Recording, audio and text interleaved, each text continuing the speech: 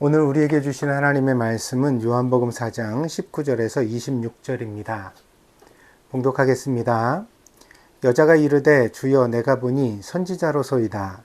우리 조상들은 이 산에서 예배하였는데 당신들의 말은 예배할 곳이 예루살렘에 있다 하더이다. 예수께서 이르시되 여자여 내 말을 믿으라. 이 산에서도 말고 예루살렘에서도 말고 너희가 아버지께 예배할 때가 이르리라.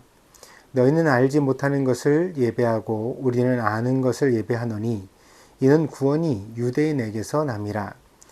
아버지께 참되게 예배하는 자들은 영과 진리로 예배할 때가 오나니 곧 이때라. 아버지께서는 자기에게 이렇게 예배하는 자들을 찾으시느니라. 하나님은 영이시니 예배하는 자가 영과 진리로 예배할지니라. 여자가 이르되 메시아 곧 그리스도라 하는 이가 오실 줄을 내가 아노니 그가 오시면 모든 것을 우리에게 알려주시리이다. 예수께서 이르시되 내게 말하는 내가 그라 하시니라. 아멘. 먼저 잠시 기도하겠습니다. 존귀와 영광을 받으시기 합당하신 주님, 오늘도 귀한 주일을 구별하여 하나님 앞에 예배드리게 하심을 감사드립니다. 우리가 믿는 자로서 하나님 앞에 예배드리는 것이 우리의 본분이요 또 가장 귀한 사명인 줄 믿습니다. 오늘 이 예배를 통하여 하나님께서 주신 귀하고 복된 이 예배의 축복을 깨닫게 하여 주시고 우리의 삶 가운데 소중히 여기며 가꾸어 나아갈 수 있는 우리 동경드림교회 모든 성도들이 될 수 있도록 인도하여 주시옵소서. 우리가 모두 참된 예배 드리기를 소원합니다. 아버지 하나님, 영과 진리로 드리는 참된 예배가 될 수 있도록 저희들을 인도하여 주시옵소서. 감사드리며 예수님의 이름으로 기도하였습니다. 아멘. 오늘은 기독교의 예배에 대하여서 함께 살펴보고자 합니다. 신약의 예배는 구약의 시대에는 제사라고 할 수 있겠습니다. 그 형식은 상이하지만 그러나 이 예배와 제사는 그 내용이 같은 것입니다. 예배는 본질적으로 하나님과 사람의 교제를 의미합니다. 창조주 하나님께서 사람을 귀하게 여기사 하나님의 뜻을 알려주시고 하나님의 자비와 은혜를 입혀주셔서 하나님과 교제하시게 하는 것입니다. 그러므로 예배는 사람에게 비할 수 없는 보배라 아니할 수 없겠습니다. 구약 성경에서 첫 제사가 등장하는 장면은 가인과 아벨의 제사입니다. 그러나 먼저 하나님과 직접적인 교제를 나눈 사람이 바로 아담과 하와라는 사실을 우리가 알고 있습니다. 때문에 이 가인과 아벨의 제사는 그 부모로부터 제사의 형식과 내용을 자녀들이 계승한 바라 할 수 있겠습니다. 아담과 하와가 선악과를 따먹고 에덴 동산에서 추방되었습니다.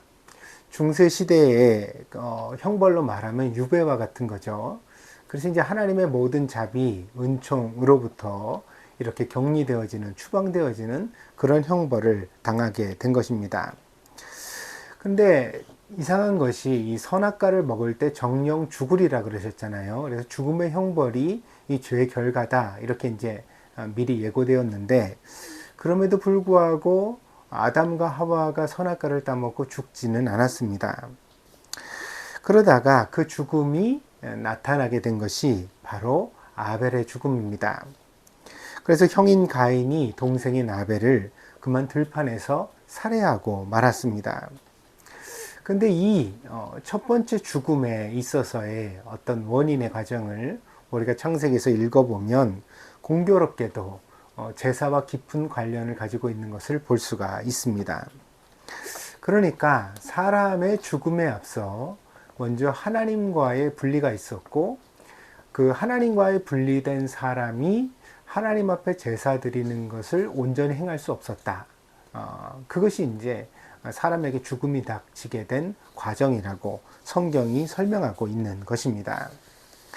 기독교의 구원은 즉각적이면서도 점진적인 것입니다. 이것을 우리는 이미와 아직이라는 두 가지 시제로 설명하기도 합니다. 예수를 나의 구주로 믿을 때 우리는 이미 구원을 얻은 것입니다. 그러나 우리의 생각과 행실은 이 구원에 합당하게 잘 쫓아가지 못합니다. 그래서 우리가 마음으로는 하나님을 섬기지만 그러나 우리의 육신으로는 여전히 세상 가운데서 흔들리는 그런 경험을 하게 되죠. 이것은 이제 로마서 7장, 8장에서 사도 바울이 스스로 탄식했던 바와 정확하게 일치합니다. 때문에 우리는 여전히 죄의 유혹 가운데 살아가고 때로는 여러 가지 육신의 연약함을 드러내게 되는 것입니다. 그래서 신자의 구원은 이미 받은 것이지만 아직 다 실현되지는 않았다. 우리 안에 하나님의 거룩함 그리고 정의가 완전해지지 못했다. 이렇게 이해할 수 있는 것입니다. 예배는 믿음으로 구원을 얻었으나 아직은 완전한 성화에 이르지 못한 신자를 하나님께서 인도하시는 특별한 은총이라고 할 수 있겠습니다. 그래서 예배가 왜 필요하냐 이렇게 얘기를 한다면 우리가 이미 예수를 믿어서 구원에 이르렀지만 그러나 아직 우리의 삶과 행실은 우리의 마음은 충분히 구원받지 못했다. 그래서 우리가 지속적인 관심 그리고 감동, 은혜를 필요로 하게 되는 것이고요. 그리고 이것을 이제 하나님께서 예배를 통하여 우리에게 공급해 주시는 것입니다. 때문에 기독교는 예배 없이 존재할 수 없으며 또한 교회도 역시 예배 없이는 생각할 수 없는 것입니다. 그렇다면 우리의 예배는 어떤 내용을 가지고 있을까요? 오늘의 본문에서 예수님은 참된 예배의 중요한 특징을 두 가지로 말씀하십니다. 23절, 24절입니다. 아버지께 참되게 예배하는 자들은 영과 진리로 예배할 때가 오나니 곧 이때라. 아버지께서는 자기에게 이렇게 예배하는 자들을 찾으시느니라. 하나님은 영이시니 예배하는 자가 영과 진리로 예배할지니라. 우리가 성경을 이렇게 볼 때 두 번씩 반복되는 말씀들이 나옵니다. 어떤 같은 구절, 같은 단어 같은 것들이 이제 반복되어지는 그런 구절을 만나게 되거든요. 이것은 특별히 우리가 관심을 기울여야 하는 본문입니다. 그러니까 성경이 우리에게 관심을 요구하고 있는 거죠. 이건 중요한 거니까 다시 한번 봐라. 그래서 우리가 뭐 학교나 학원을 다닐 때 뭐 밑줄 긋고 별표 붙인다 뭐 이렇게 표현을 하잖아요. 그와 같이 이제 성경 속에서 우리에게 하나님이 매우 중요한 사실을 언급하실 때 이렇게 반복을 통하여 강조해 주시는 바를 알 수가 있습니다. 그러니까 오늘 본문 속에서 이 23절, 24절 가운데서 우리가 주목할 것은 예배는 영과 진리로 드려야 한다는 것입니다. 여기서 영은 예배자의 영으로 해석할 수도 있고 또 성령으로 해석할 수도 있습니다. 이 두 개를 그 단어적으로는 뚜렷하게 구분하지 않습니다.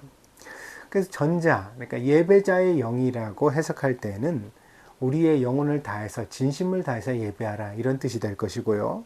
또 후자, 성령으로 예배드려라 이렇게 할 때는 우리가 성령의 감동 속에서 예배를 드려야 된다. 그래서 성령의 은혜를 필요로 한다. 이것을 이제 강조하고 있는 바라고 하겠습니다. 근데 이 두 개를 꼭 구분할 필요는 없습니다. 왜냐하면 헬라어 본문이 말하고 있는 바처럼 제가 그랬잖아요.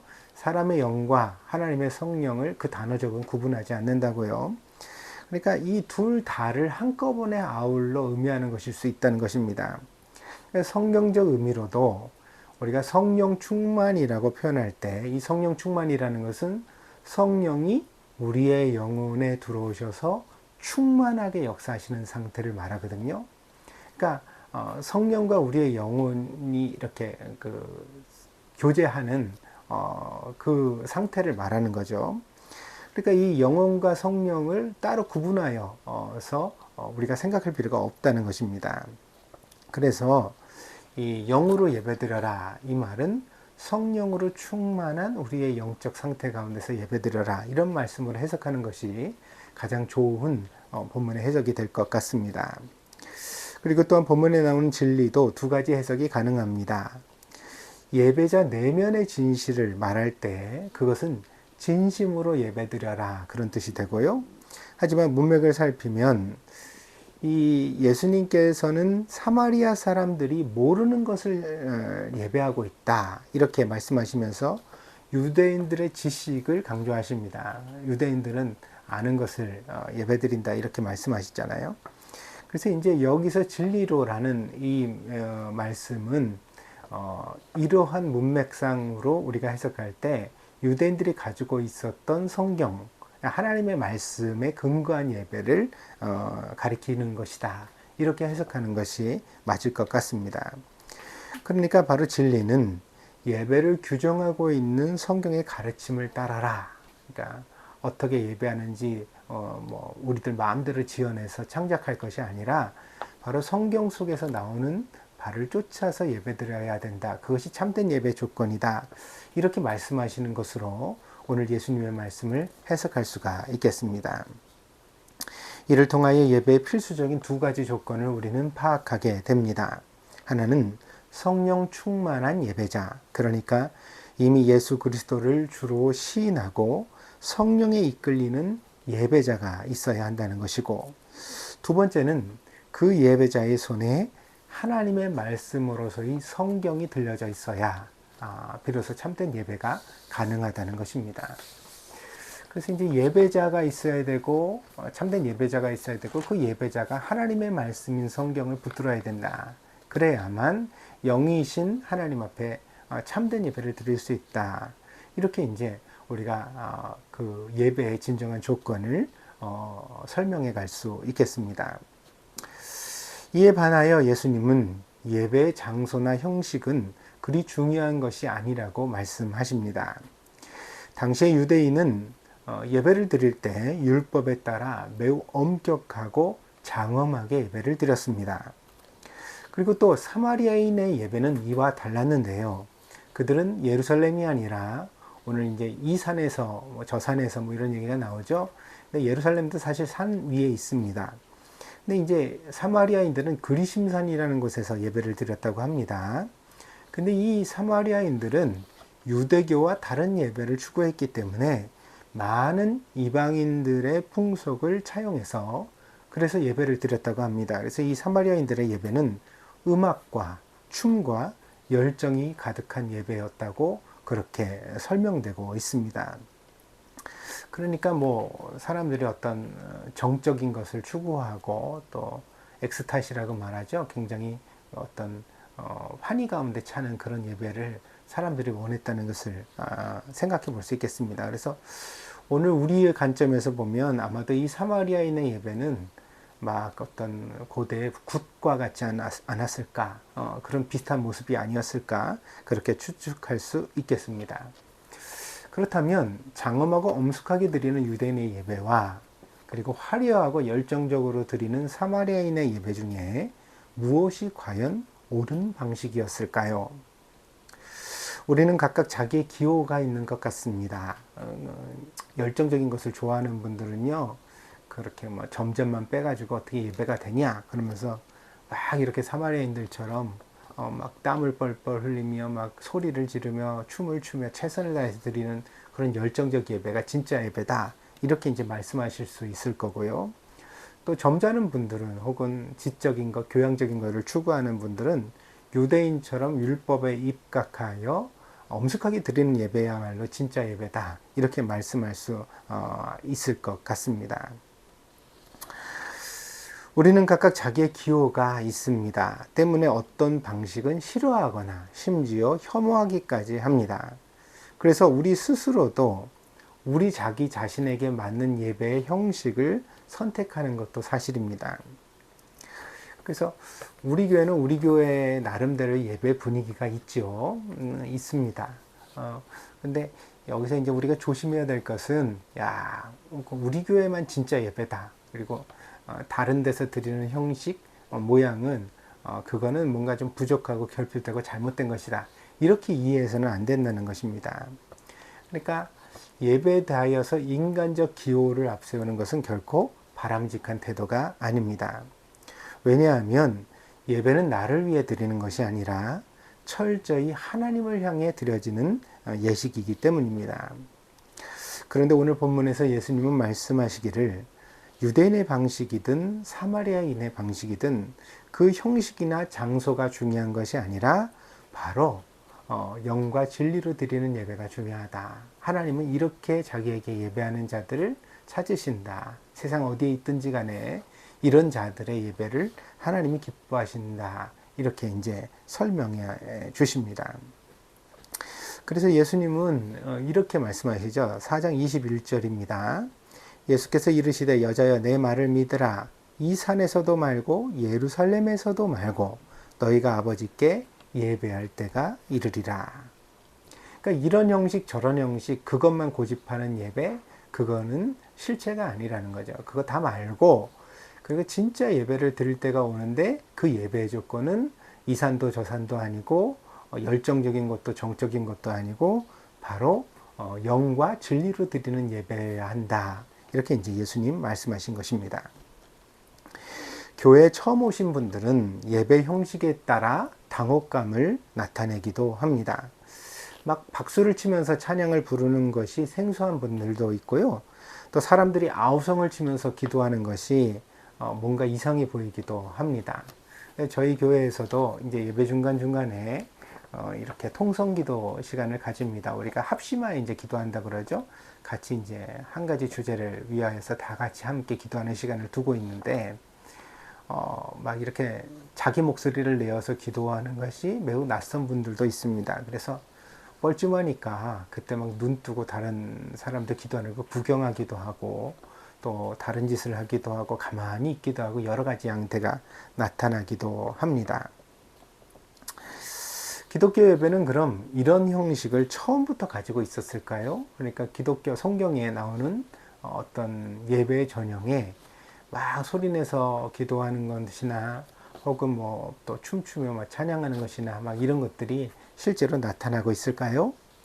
그렇지는 않습니다.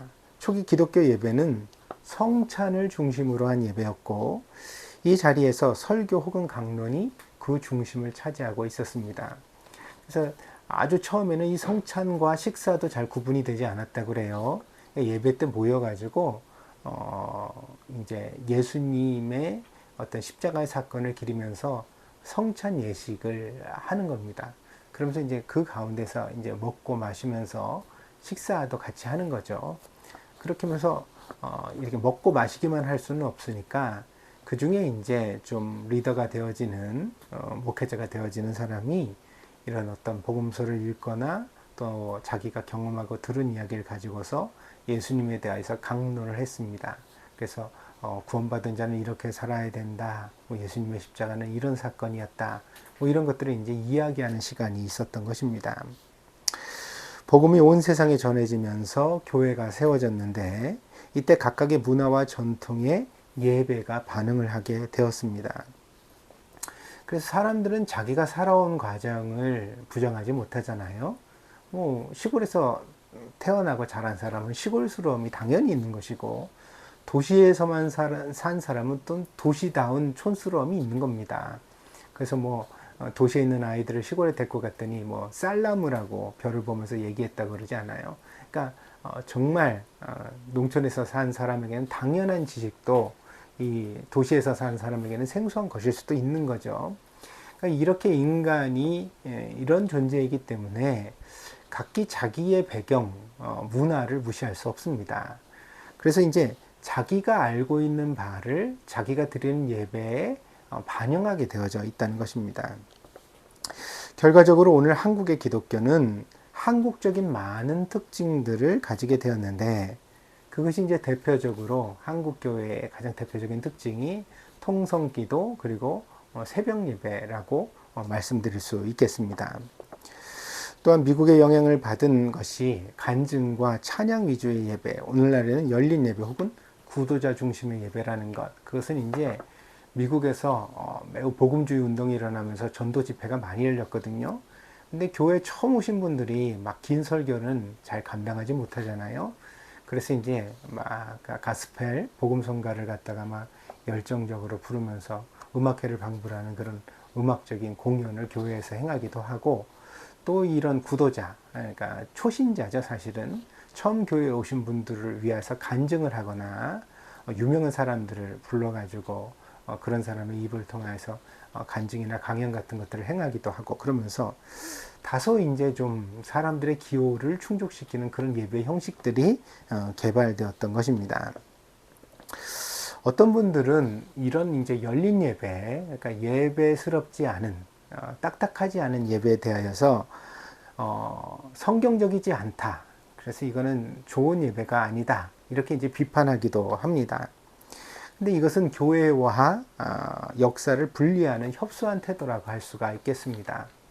그래서 우리가 알고 있는 찬송가의 대부분도 이제 아주 그 처음에 이제 그 곡이 발표될 때는 그 찬송가도 가스펠이었거든요. 그렇죠. 복음성가였단 말이에요. 사람들이 어떤 대중적인 음악을 교회 예배 가운데 사용하는 것은 천박하다 그래서 천대를 한동안 받기도 했습니다. 지금은 이제 찬송가가 매우 클래식한 음악으로 인정을 받습니다만 그때는 그랬다는 거죠.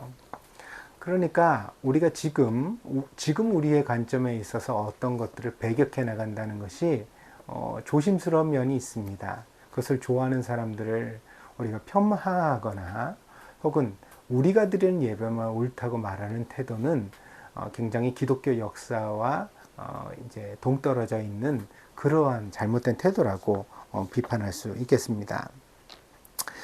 아프리카는 아프리카의 리듬이 있고 동남아는 동남아의 깊은 전통과 불교적 영향력이 있습니다. 남미에서는 사람들이 열정적인 예배를 원하고 유럽에서는 지적인 예배를 선호합니다.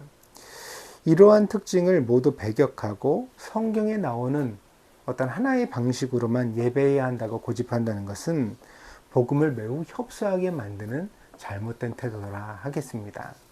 그래서 우리가 어떤 형식을 특별히 배격할 필요는 없다. 이런 말씀을 드리고 싶습니다. 그렇다면 우리는 어느 정도 포용하고 자유로울 수 있을까요? 바울은 이런 자유에 대하여 이미 고린도 교회에 보낸 편지에서 언급한 바가 있습니다. 고린도전서 9장 19절에서 23절입니다. 봉독하겠습니다. 내가 모든 사람에게서 자유로우나 스스로 모든 사람에게 종이 된 것은 더 많은 사람을 얻고자 함이라. 유대인들에게 내가 유대인과 같이 된 것은 유대인들을 얻고자 하며 율법 아래에 있는 자들에게는 내가 율법 아래에 있지 아니하나 율법 아래에 있는 자 같이 된 것은 율법 아래에 있는 자들을 얻고자 하며 율법 없는 자에게는 내가 하나님께 율법 없는 자가 아니요 도리어 그리스도의 율법 아래에 있는 자이나 율법 없는 자와 같이 된 것은 율법 없는 자들을 얻고자 함이라.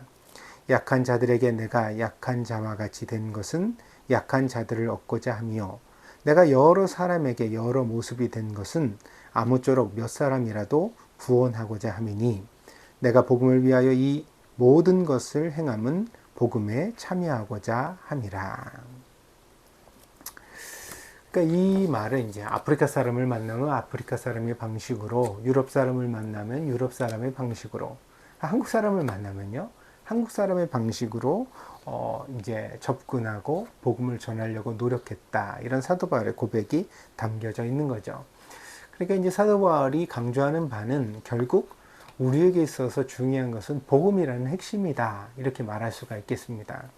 그래서 오늘 예배에 있어서도 한국식 예배, 미국식 예배, 뭐 유럽식 예배 이렇게 말할 수는 있지만 그 모든 것 가운데 가장 중요한 것은 역시 영과 진리로 드리는 예배다. 그리고 영과 진리로라는 이 말씀 속에는 구원받은 신자의 감동, 그러니까 성령 충만한 신자의 영혼이 먼저 전제되어져야 되고, 그다음 두 번째는 하나님의 말씀으로서의 성경이 그 기초가 되어야 된다. 이런 이제 가르침을 성경이 우리에게 말하고 있다 하겠습니다. 간혹 이제 요즘은 여러 가지로 이제 통합주의가 세상 가운데서 어떤 되게 좀 좋은 인상을 남기기도 합니다. 그래서 종교의 통일을 앞세우면서 이제 뭐 기독교, 천주교, 불교, 샤머니즘 뭐 이런 것들을 다 아우르는 예배를 드린다고 할 때가 있거든요. 그래서 이제 그런 예배의 자리를 가만히 이제 보면 그 천주교 미사에서 낭독하는 기도문을 낭독하고 또 불교의 노래를 차용해서 그 불자들의 노래를 부르고요. 그리고 샤머니즘적인 그런 살풀이 춤을 갖다가 예배 시간에 춥니다. 그래서 뭐 한이 있는 사람, 억울한 사람 이런 영혼을 달래고 뭐 위로해 준다 뭐 이런 의미를 담기도 하고요. 그러면서도 이제 그 형식은 예배라고 불러서 기독교적 예배를 드릴 수 있다. 이제 이렇게 형식을 가져가면 뭐라고 말하냐면 그 어떤 종교의 사람도 거리낌이 없이 다 이 예배는 참여할 수 있지 않겠느냐. 이거야말로 이제 모든 사람을 공평하게 초대하는 뭐 좋은 예배다. 뭐 이렇게 주장하는 사람들이 나오는 것을 볼 수가 있습니다.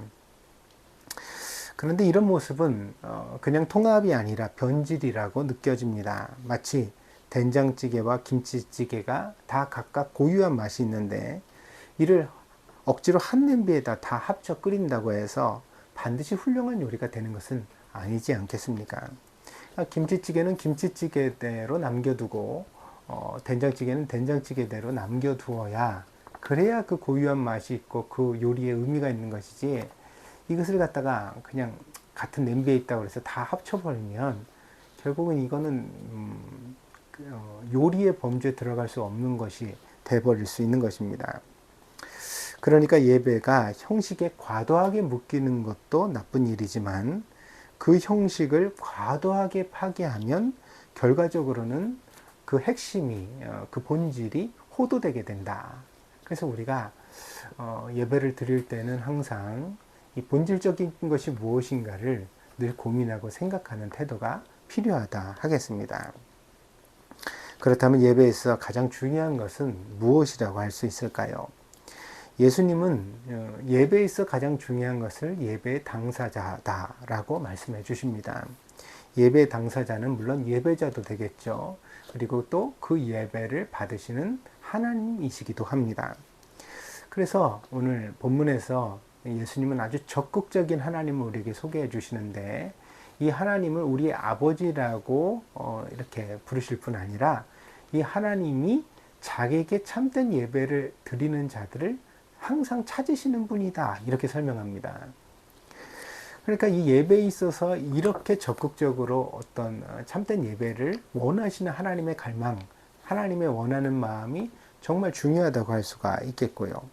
그리고 두 번째로 이제 예배자 자신이라는 거죠. 결국은 그 예배자가 영과 진리로 깨어서 하나님 앞에 예배를 드려야만, 그래야만 참된 예배가 될 수 있다, 이렇게 말씀하시고 있습니다. 요한복음 4장을 가만히 읽다 보면 여러 가지 질문이 떠오르게 됩니다. 왜 이 예배에 대한 강론을, 이 예배에 대한 아주 성경의 복음서에 나오는 예배에 있어서 예배에 대한 가장 깊은 가르침이 사실은 이 요한복음 4장이거든요. 근데 하필이면 이 요한복음 4장의 이 예배에 대한 강론이 왜 사마리아에서 주어지고 있을까? 그것도 왜 하필이면 여자에게 주어지고 있을까? 당대에는 유대인 남자가 이 예배에 있어서는 어떤 특별한 지위를 가지고 있는 존재로 받아들여졌거든요. 그런데 이제 본문에는 이 예수님이 예배에 대한 가르침을 여자에게 주시고 있는 거죠. 또 하필이면 그 장소가 왜 우물가일까? 뭐 이런 것들을 갖다가 우리가 고민해 보지 않을 수 없습니다. 이 모든 질문은 이미 예배에 대한 깊은 가르침을 내포하고 있습니다. 유대인들에게 차별을 당했던 사람들이 사마리아 사람들입니다. 그런데 오늘 본문을 가만히 읽어보면 이 사마리아 사람들에게도 차별을 받고 소외됐던 사람이 오늘 본문에 나오는 이 여자이거든요.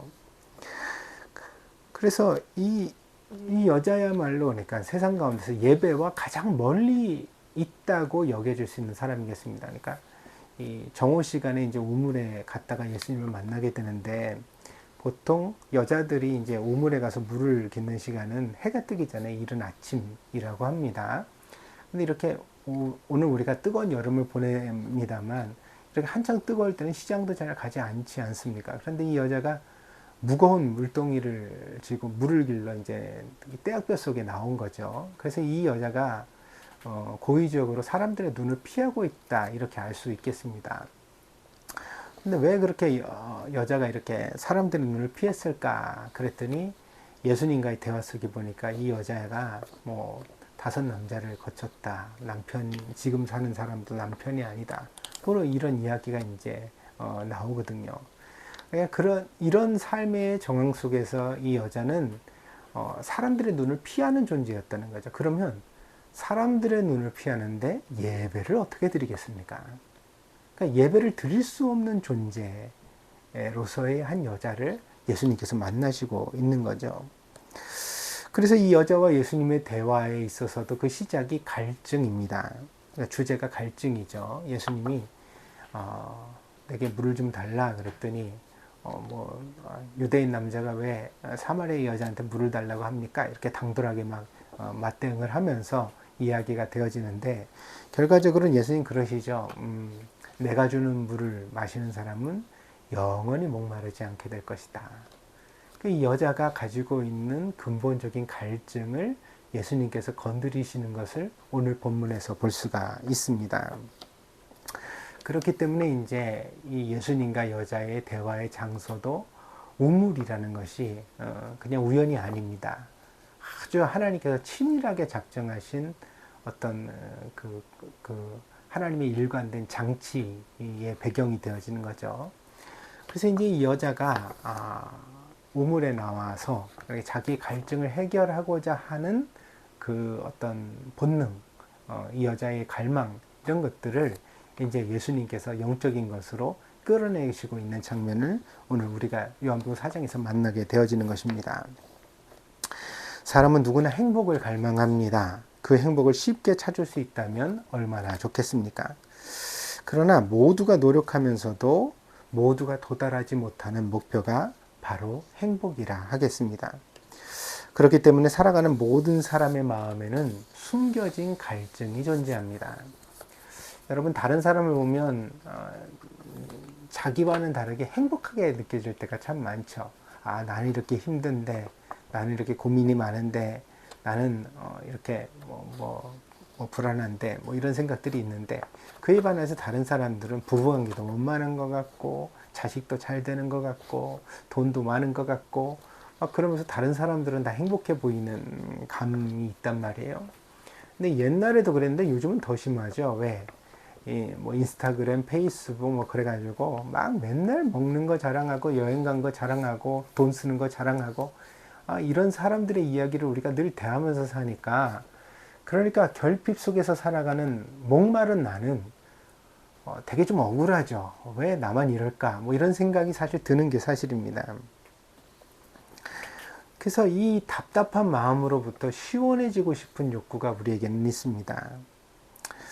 그러면서도 예수님의 말씀과 같이 간혹 우리가 물을 마시는 것과 같은 경험을 하긴 합니다. 그게 뭐냐면 자식이 대학 갈 때, 혹은 남편이 승진할 때, 새 차를 살 때, 새 집에 들어갈 때, 이때는 뭔가 우리가 그간에 고생한 것이 보상하는 것과 같은 잠시 어떤 기쁨, 어떤 충족감을 느끼거든요.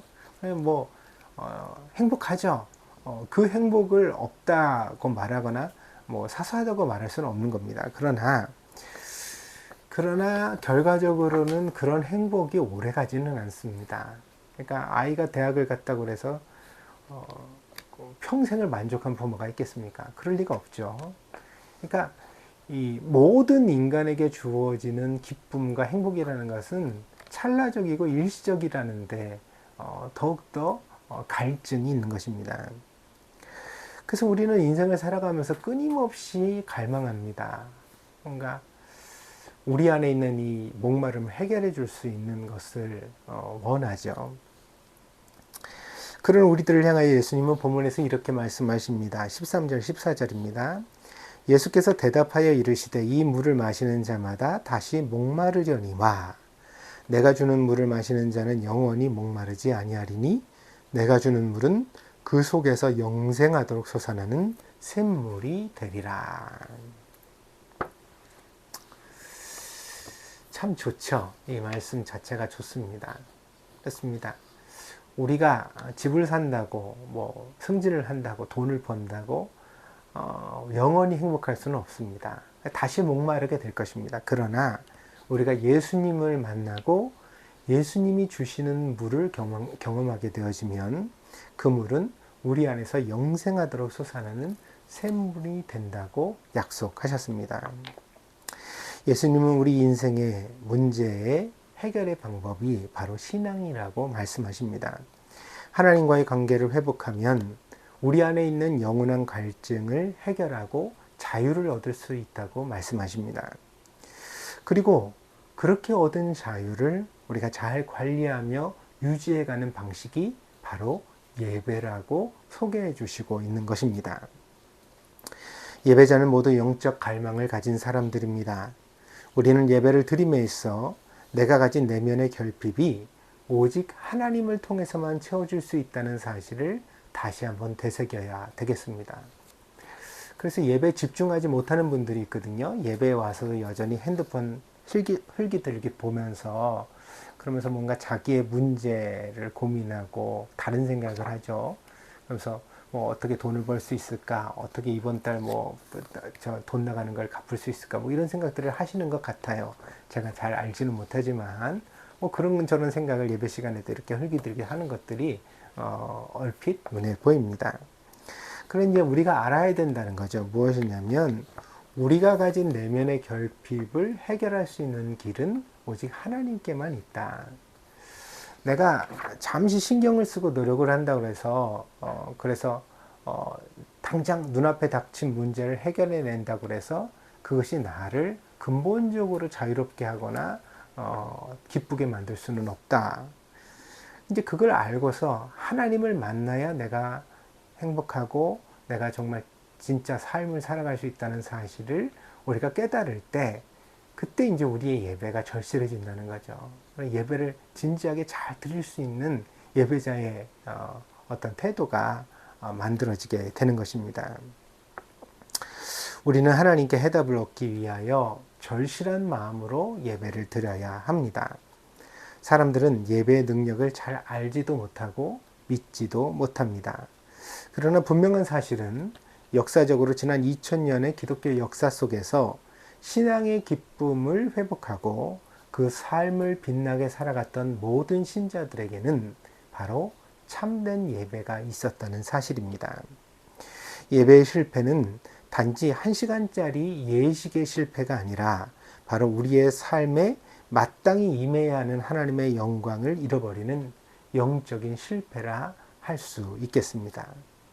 그래서 이렇게 영적인 실패를 우리가 경험하고 나면 그 다음에 일상에서는 뭐 무너지는 게 당연한 거죠. 욕심에 휘둘리고 불안에 휘둘리고 근심에 휘둘리고 그래서 우리의 삶이 마치 지진에 요동치는 어떤 그 갈팡질팡하는 짐승들처럼 우리의 삶에서 안정감도 평화도 없게 되어지는 거죠.